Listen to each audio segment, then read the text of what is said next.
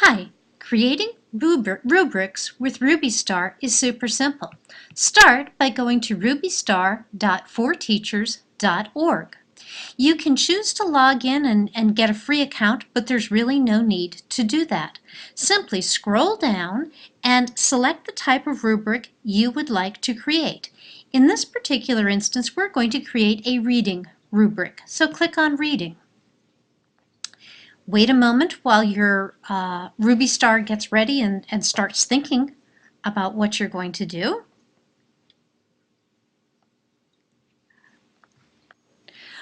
Reading, you will notice, gives us three different options. If you scroll up, you'll also notice there are lots of other types of projects that you could create also. In this particular example, we're going to create a rubric for our literature circle, specifically on listening and sharing. Now, something to notice with RubyStar is that the page will expire in 40 minutes. That means you have to work semi-quickly. You can't start, go off and teach a class, and then come back. You will need to start by filling in some rubric information. If you want to call yourself Miss, Mr., Mrs., whatever, you may do so. I'm a doctor, so I will go Dr. Susan Kramer. Notice that I hit the tab button to move from box to box. Listening and sharing, this is going to be for Charlotte's Web. I already created one, so it filled in. For a zip code, we're at the university, 549901. You can use the university zip code or someplace else. Demonstration rubric, yes, mine is temporary. I could make it permanent, but I don't really need to. Now I continue scrolling down, and I am going to be creating and editing my rubric. This is where RubyStar is fantastic. If you choose the categories, it already has a number of items that you may choose to score.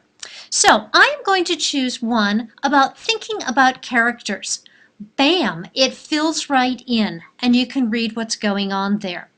A second thing that I think that I would like to score is that my students comprehend. That's always a good thing.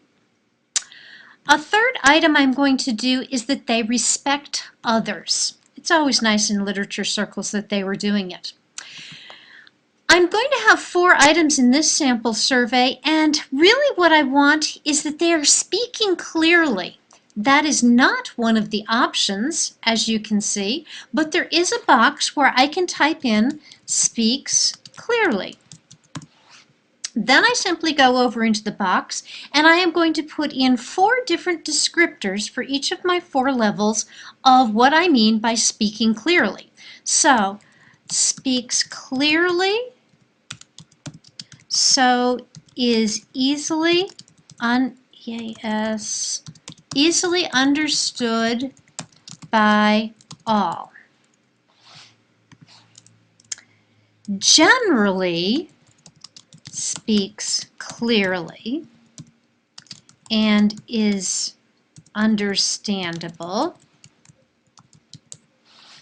Oh, I've got to go over here and change this to always. I can do that. I can jump in here anywhere that I want.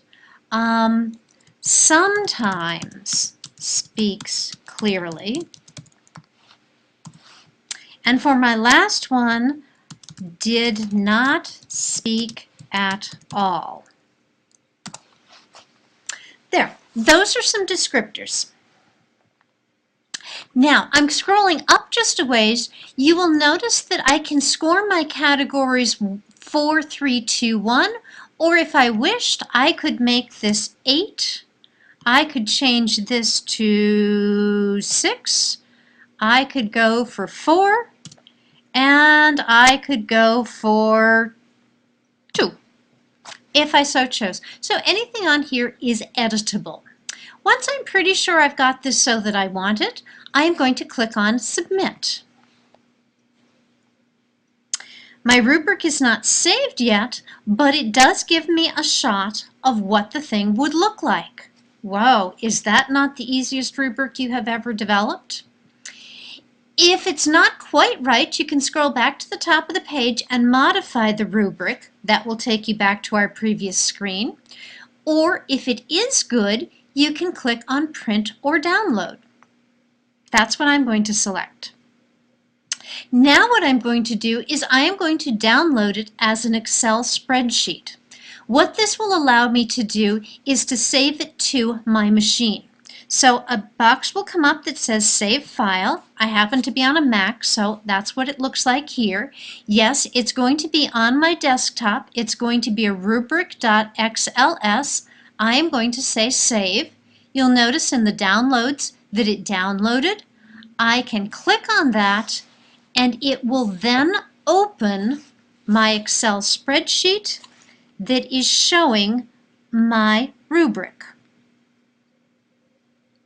If everything is good, that's wonderful. If not, and I'm noticing right here in Charlotte's Web that I have a slash where I don't really want it, so I can edit something out there. I can change anything in here because this is simply an Excel spreadsheet. If I wish to get rid of the date down at the bottom, I could simply go in that cell and click it and get rid of the date. Then people won't know that this is really quite old. Then what I might want to do is print it. So I could go File, Print. You'll notice that it's going to be printing on 2 pages. That's really too many. But on my print one, I can have an option to fit it to 1 page. Life is good, and I could print it that way, or I could save it. For the purposes of this assignment, I want to make it a PDF. I'm on a Mac. PDF is built right in, so I can say Save as PDF. I am going to call it My Rubric.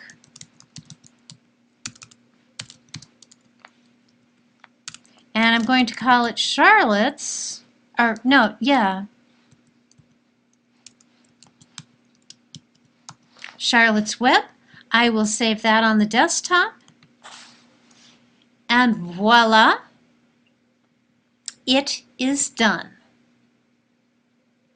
I'm closing. Oh, yes, I could save my my workbook here. This is my original Excel spreadsheet, and I can call it My Rubric, Charlotte's